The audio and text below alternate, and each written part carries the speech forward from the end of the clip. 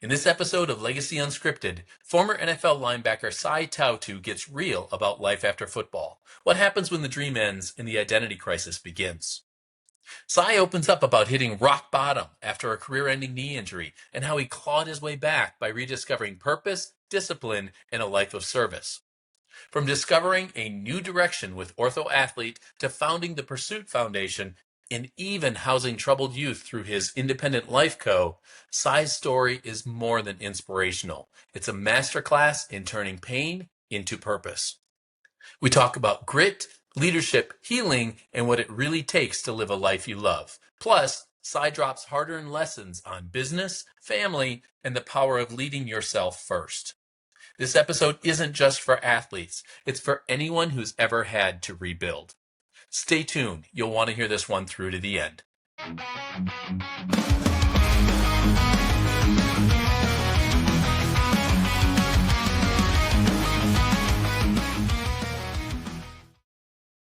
Welcome to Legacy Unscripted, sponsored by Progeny Coaching. This is the podcast where sports and business collide. I'm your host, Russ Katzman, and here we'll skip the fluff and get straight to the hustle. From athletes turned entrepreneurs to impact-driven business leaders, we'll dive into the wins, the lessons, and some of those failures that make our legacies worth living. Today, I'm happy to welcome Sae Tautu, former NFL linebacker turned entrepreneur. Sae, thanks for jumping on with us. Give us an idea of what you're doing right now. Hey, yeah, thanks for having me. Like you said, did the football thing, and since then, got into medical device sales for a while, and now we run a company called Ortho Athlete. So basically, just like college and NFL players, how if a player gets hurt, there's a protocol to get them back to sport. That's what we do. So get guys in with the right doctors, the right physical therapists, make sure that's a seamless process. Awesome. I love it. So I want to get into this right away because it's an important transition that we talked about a little bit. And I want to make sure that our listeners get to it. It's that athlete mentality, taking that into the business world. How did you make that transition yourself? What was it like for you to say, you know what? I'm going to take what succeeded for me before and I'm going to apply it someplace else. Okay, this is a super important topic. And it took me years to apply that. Mm, So what you don't realize as an athlete is that you are in survival mode and you always have things to do. You always have people yelling at you. And so you learn discipline, you learn to work hard, you learn grit, you learn determination, you learn to be consistent. That all becomes a part of who you are, but you're doing it because other people are making you. And, mm, it took a while for me to be in survival mode in a different setting until I realized, yeah. like, wait a second, I already have all the keys to be the man I want to be. I learned all that. I just need to apply those things to life after the game. Do you feel like there was a certain trigger that you woke up one day and it's like, this clicked for me? Or was it somebody had a conversation with you? What was it that kind of made that transition for you? Yeah, I mean, we might get a little deep here, but after playing football, as a lot of us athletes do, like that doesn't just end on a happy note. I mean, Yeah, very few guys get to play out their entire career and retire on their terms.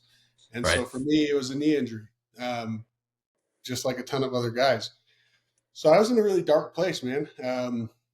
Yeah, we family situation was rough. I had two kids. We were pregnant with our third at that time. Mm, Uh, Finances weren't good at that time, so I was just in a rough spot. We had some family tragedies. My brother-in-law, my wife's brother, passed away in a mm, tragic ATV accident, and I was just suppressing stuff and just, like I said, surviving. yep. And it wasn't until I really was able to get in my feelings and figure out what was going on in my own head and realize that I was mourning the end of a dream. I was mourning loss. I was mourning, just a life that I didn't set up, but it was just Right. happening. And then, you kind of hit a pain threshold. And for me, that pain threshold taught me okay, when you weren't in pain, these were the things you did. You were disciplined. You were Yep. consistent. You showed up every single day. You loved what you were doing. You found you grateful for the situations you were in. You found positive things to fixate on. And dude, that changed my life when I made that connection. But to answer your question, it came from a pain threshold. Yeah, and I think I love the fact that you got there, even if it was a little deep for these first few minutes. I love the fact that we're jumping right into that. A, because all our listeners will get a chance to hear that, but B, it's something that I cover with a lot of my clients, and that is, and this happens. It can happen with your identity and what you're doing with your life. It happens within a business when major deals fall through or some of that kind of thing. We start to get this vision in our head of the future that we're going to have. And if we don't take an opportunity to mourn the death of that future, the fact it's not going to happen. That guy's not going to come knocking on that door anymore. Go find somebody else, right? You can't get yourself out of that place and move on until you've taken a moment to mourn, recognize that that future isn't happening, and it's time to build a new one. And I think that as business owners, as individuals, as athletes, as former athletes, to your point, it doesn't always go the way we expected, hence the unscripted name, right? It doesn't always go the way we expected or the way we might script it out, but there's lessons to be had, and there's a different future there that's waiting for us, that whether it's planned or not, is maybe where we're supposed to be. Yeah, absolutely. One things I love to say all the time is like, you're supposed to love your life. You're supposed to Yeah, enjoy this. It's supposed to be exciting. It's supposed to be fun. You're supposed to wake up in a good mood. And yeah, like you said, these dreams come to an end, but those lessons carry on, and it's just the journey just changes. it Same old does. journey. So what is it about your life that you love right now? Dude, I love what I do. I talked about Ortho Athlete as an athlete that was injured. I love that I get to create a space where we help people.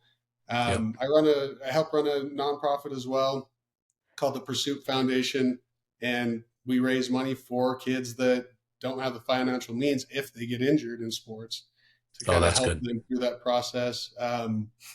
We run. I own a company called Independent Life Co. We do group homes for troubled youth. Like, dude, I love my life because I get to serve other people and make a living doing it. So I feel like it's a very aligned and righteous way to make a living, and you got to wake up every morning and do that. Not to mention I have an incredible wife and kids, so Of course. you That know too. I got a lot of blessings that I got to wake up at. No, that's terrific. And yes, shout out to the wife and kids. The servant mentality that you bring to each of those, and if you go through, whether it's Ortho Athlete or the foundation or even what you're doing with the building, I mean, all of those are in that servant capacity. Why is that important to you? Why is it so important that you're serving other people?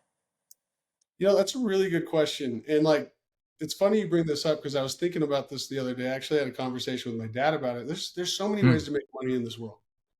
There's so many ways to make a living. There's so many ways to live your life. I mean, it's infinite. Um, for me, I like purpose. I'm purpose driven, and I think a lot of people are. Um, with football, that was my purpose. It was to take that as far as I could, to go to the NFL, to be that guy.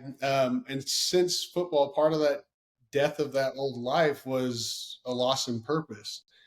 And that servant role comes because, dude, I've been so blessed in my life. Like the dominoes fell in my favor so many times for me to have the Hmm. career I have. I mean, you can talk to any NFL player. Like all of us were good. All of us played the game well, but there was a coach that believed in you. There Yeah. was, a parent or a sponsor that paid for you to do stuff. There was something that happened that gave you an opportunity to be really good. And, I can think of those moments, and my life could have been completely different. But because people stepped in, people helped me, I got to live a really cool life. And, it came with its challenges for sure, but it was Yeah. really cool. And so if I can take the things that I've learned doing that and pass that forward and just, offer some help, some good to people, man, that's my purpose now, is to Yeah. awaken the warrior in others is what I call it. I like it. I like it. And so are there days that you wake up and you look at your knee injury and you say that happened for a reason? Yeah, I mean that the Because knee you're injury. still a young guy. If that hadn't Yeah, happened, you could still be playing. Yeah, I mean, if everything, once again, those dominoes would have had to fall. A lot of things Yep. have to go right. But yeah, for a long time, I was really angry about that knee injury. I mean, just Yeah. the day it happened, it was a super rainy day in New Orleans. We just went out to practice. And anybody that knows New Orleans knows like the storms hit hard, then they go away, and Yep. it is hotter than hell, super humid. But it rained while we were in meetings. When we went out to practice, the sun was back out, and it was just a wet turf. And this was non-contact running through a drill. I just Yeah. slipped. And so, yeah, I was angry for a long time about that because I was like, dude, how did I get robbed on a slip? It wasn't even like a cool story. And Yeah. to be honest, I'm grateful because the knee injury wasn't terrible. Like my body is perfectly functional now. I was just a free agent dude, and there's not a lot of room for us to get injured. But It's true. yeah, man, it was. I think about that a lot, and it's easy to wish that it went differently. But like I said before, I've been able to build a cool life, and that's just part of my story. That's part of my journey. I get to relate to the kids that come through our program now.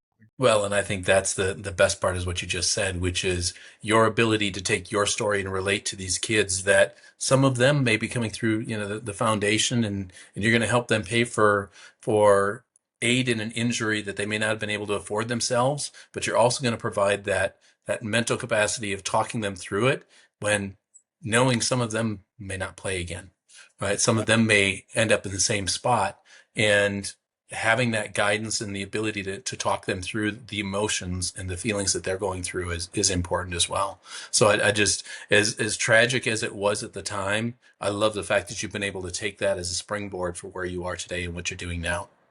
yeah, it's been cool, and it's cool. It was like a light bulb moment for me, and it was kind of one of the dumber light bulb moments I've ever had. But I remember after Yeah. I got injured and I was going through it, and one day I realized, like, oh my gosh, like football to the ordinary person is just like a game, right? But when you're a player, man, that game is deep. You got scheme, strategy, position, technique. Like, there's so much to it. It's a really complex thing, and that's why we get so ingrained and love it. And it hit me like a train one day when I was sitting there. I was like, whoa, medical devices is even more deep than football, and finance is even more deep. Like, everything has so much depth to it. I can find this passion anywhere. I can apply these things everywhere. But yeah, I Yeah. think we get a tunnel vision as athletes that when we get hurt, when it comes to an end, realizing Yeah. that everything has its depth. Everything does. And we couldn't, if we tried to conceive the depth of everything that we encounter in our life, we just wouldn't be able that there'd be no relativity of appreciating something for what it is. Yeah. For those of us outside the game to appreciate the entertainment value of football without having to get into all the scheme and depth and, well, you know what, that guy ran the wrong way on that route. I know he did because normally it would go this way instead of saying, damn, that was a great catch, right? Some of that kind of stuff, being able to be entertained by the game instead of knowing all the depth to it. If we had that in every aspect of our life, we just wouldn't be able to appreciate the entertainment or the livelihood or the success of a lot of what we encounter. Yeah, that's a good Um, perspective. so talk to me about, I know when you were talking about being an athlete, you talked about coaches, sponsors, some of that kind of stuff. Talk to me about how that translates into the business world. Who have you had in Ortho Athlete? Who have you had with your foundation that has kind of guided you and been instrumental in you becoming who you are as a business person? Yeah, so I mean, I've got several people that come to mind, but one of which the guy I worked for him straight out of the NFL for years, and he had the same vision as me as far as helping Mm. athletes. So his name's Mark Jackson. He was a basketball player at the University of Utah, and man, the guy, he's just got a motor. He's just go go go go go. Does he? He's yeah, he's totally shown me how to get stuff done, how to see the best in everything. Yeah. Things work out for those type of people. Another guy is Jimmy Rex is a good friend of mine. I actually coach with him in his men's program. I'm a part of it as well.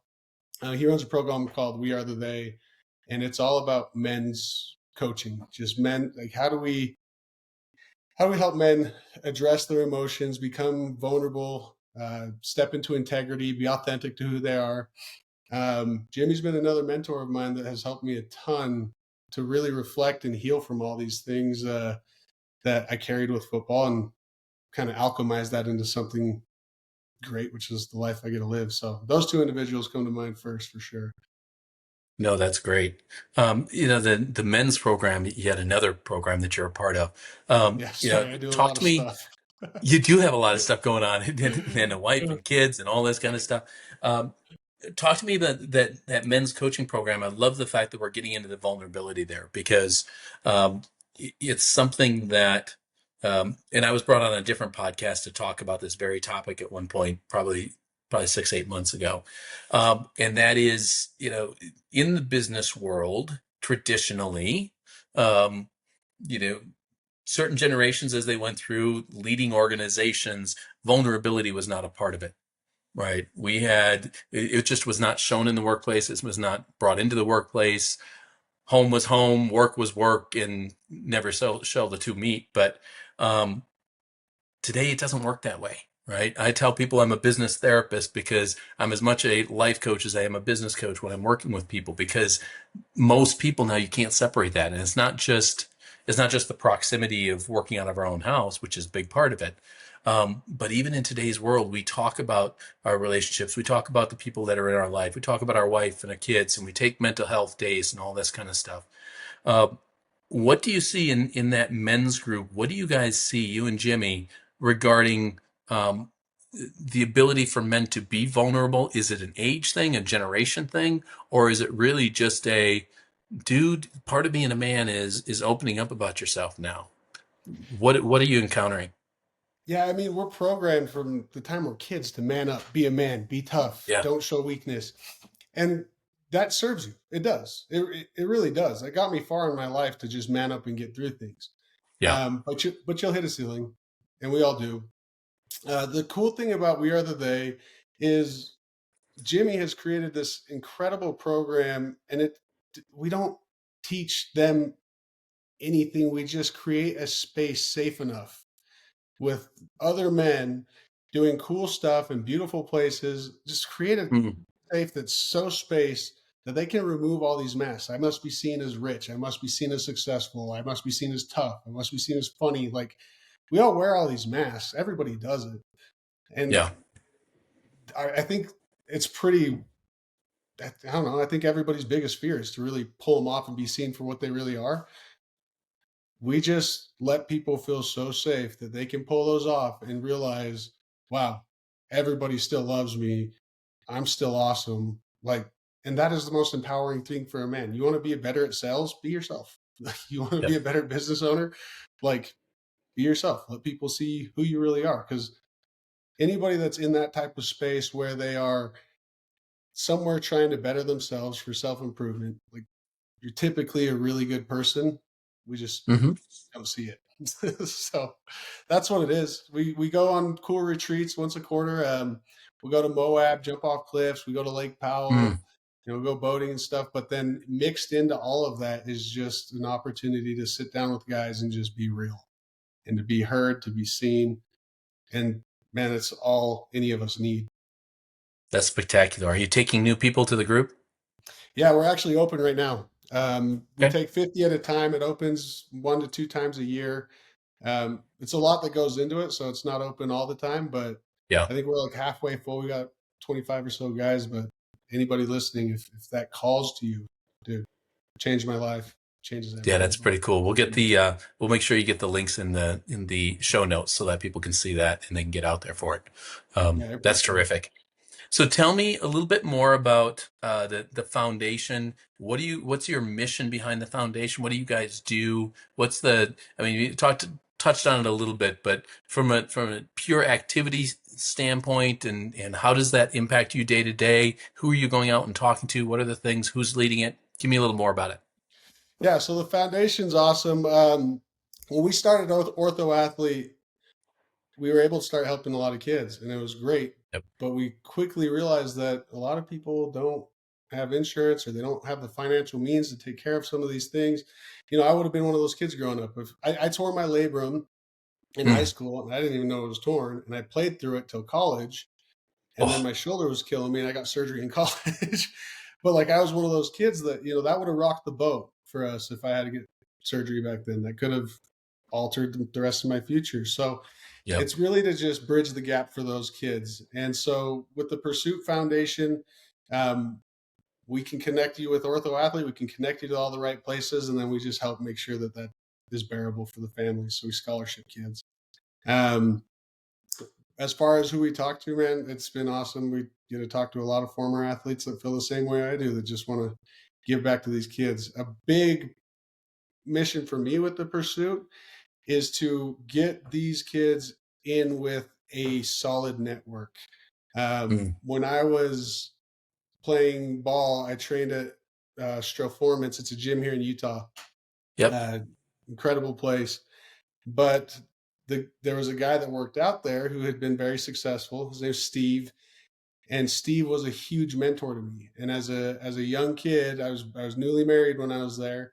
You know, Steve helped me to navigate a lot of the dramas we have as newly married men. He helped me to Yeah. navigate a lot of financial decisions, but he just showed me what a man is and was.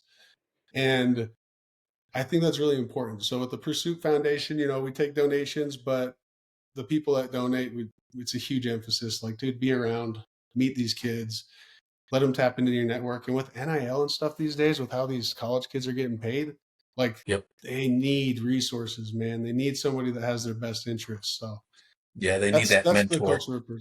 Yeah. So that's the culture we're Now, trying to establish. It's been great. I love it. I think that's spectacular. Is that nationwide or just there in Utah? Yeah, I mean, it's a federal 501(c)(3), so anybody can Beautiful. donate. Right now, we're just operating in Utah, Idaho, and Wyoming, but we plan to expand. It's, it's what the future holds for us. Awesome. As people, and again, getting this into the show notes would be great. As people want to contribute, obviously they can send money. How else can they help you out in that mission? Just we did an event with the Charity of Champions. So every summer we're part of events where we do flag football tournaments, and um, yeah, just come out, support. We'll do more as time goes on. I'm learning how to run a nonprofit and to make it a value to people. I'm not trying to just ask for money. Like I want to do something Yes. that makes it great for you. It makes it a great experience. Oh, sorry. No, that's good. Um, well, tell me a little bit about that, right? So you've got the experience with Ortho Athlete and seeing a for-profit organization. Tell me how that not-for-profit, what are some of the challenges you're encountering there that you never dreamed of before? You know, the challenges are like there's just so many different ways to raise money, and there's a lot Yeah. of good people out there.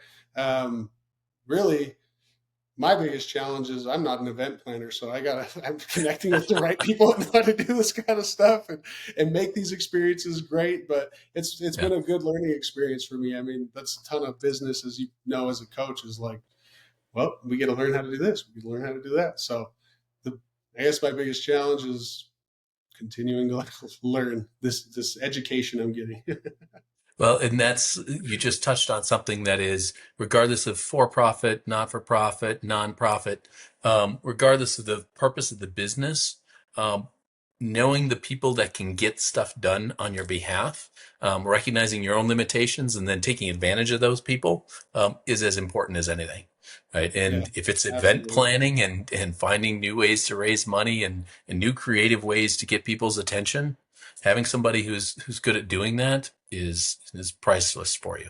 So that's Yeah. great. All right. And then the buildings, right? Talk to me about that third venture of yours, that is still part of fulfilling your purpose. Talk to me about why that was important for you to get going with that. Yeah, so with Ortho Athlete, we're building is that what you're talking about, our facility we're building? No, Or, the building the houses, or building the locations that, what did you call it? What oh, was the name yeah, of it? Independent Life Life Company. Independent Life Company. I can't read my own writing. Yeah, so All yeah, right, so let me just let me to re-ask that clarify, question and then I'll get you to yeah, it. Go ahead and clarify it before I do.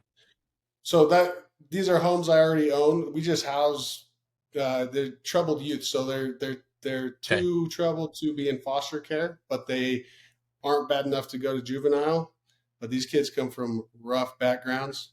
So yeah, And did you we house them. establish a did you the independent health is that um independent health or independent home? Independent health, right? Independent Life Co. Oh, independent, like God, I can't read my own writing. No worries. Well, part of it is I'm writing while I'm talking to you and I'm not watching what I'm doing. So independent life. So that is yet another business that you've started though, right? Yes. Okay. Because I want to get to that one. I want to make sure we call that out as well. Because I know you had talked about the troubled youth piece of it, and I want to make sure we call that out. So let me re-ask the question and I'll let you explain what that is. Okay. Okay? Beautiful. So I want to get into this third piece for you as well. I know you've got this other organization called Independent Life. Tell me a little bit about that. What's the purpose and how did you get into that? Yeah. So Independent Life Co. We provide homes for troubled youth. So we have a staff, a program that they can go to. And the reason it's called Independent Life Co. is we want to teach them the skills to live an independent life. Um, but yeah, how we got into that, I grew up, we had foster kids and proctor kids living in our house all growing Mm, up. My dad's worked in corrections my whole life. He still does. And so we've always been in that world. And so my siblings and I wanted to start a business together. And we also wanted to do it with something that resonated with us that we believed in. So yeah, we started Independent Life Co. and we have homes where the state, we hold contracts with the state and they send us these yeah. boys, and we have an opportunity to get them in with mentors and put them in a program that gives them the best shot to succeed after this. I mean, man, it's like really hard, some of the stories they've been through, man. It's gut wrenching. So if we can give them some stability, some safety, if we can provide them with an education and do it with structure, so there's rules and bounds that keeps them in line, man, I just hope we can continue to change lives. Now give me some of the challenges of that, not so much on the curriculum and what you're doing, but working with family. That's always an interesting prospect. Yeah. So give me some of that. Yeah, the working with family part, that is that my parents, so we started this and then my parents ended up getting divorced after we did this. And so we had a bunch of family drama going on. And you know what? It's actually been really cool because we've worked Huh, really well together. I'm super fortunate to have a very good relationship with my siblings. I'm an good. oldest brother. Um, I'm a father. I'm a husband. I'm an entrepreneur. Like, wear a bunch of hats. Big brother will always be my favorite one. Oh I yeah. love my siblings, and so it's been really good working with them. But we take our precautions. We put everything in writing. We meet often, um, and so far, I mean, we've been doing this for 2 years, and all our decisions we've ended up on a unanimous conclusion. If there has been disagreements, but it does add some stress with it being family. However, if you navigate it with integrity, and if the goal is for everybody to prosper and we take care of these kids, you know, typically we end up on the same page. Well, I think the additional piece there is what you just touched on, which is if we take care of the kids, right? I mean, if we keep the mission and the purpose for this in mind, then the decisions we make need to be in line with that. Yep. And as long as it's in line with supporting the kids, um, we probably can't go wrong with the decisions that we make. Well, So and it's good to I'll hear. tell you what, like the state, the way we treat these kids, these programs that the government has, like I know they are put there for a good reason, but they're not great. And Mm. these poor kids are stuck in a broken system. And so our mission has always been, we can't control everything, we can't change the entire world, but the kids in our house, we can provide a structure that's fair to them, that gives them a shot, that's done correctly. And that, like you said, that's the mission. And when that's the mission, most of the decisions come down to, is this in Okay. alignment? No, I love it. These are all so spectacular. Um, Here's the challenging question. I know it's going to be like asking you which one's your favorite kid. Um, when you wake up in the morning, when those eyes pop open, which of your initiatives is the first thing to pop in your mind? For me, it's the Pursuit Foundation.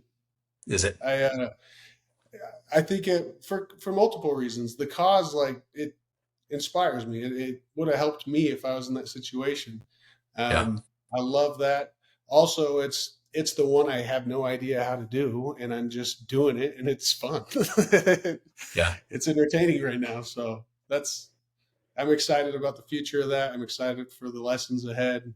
That's the one that I wake up in the morning excited to wake Well, up to. tell me that, the whole purpose of this podcast has always been, let's talk about the lessons. And I want to make sure we got into all of your initiatives because they're all so important, in gathering support from anybody who's listening is going to be a great ancillary outcome of putting this out there.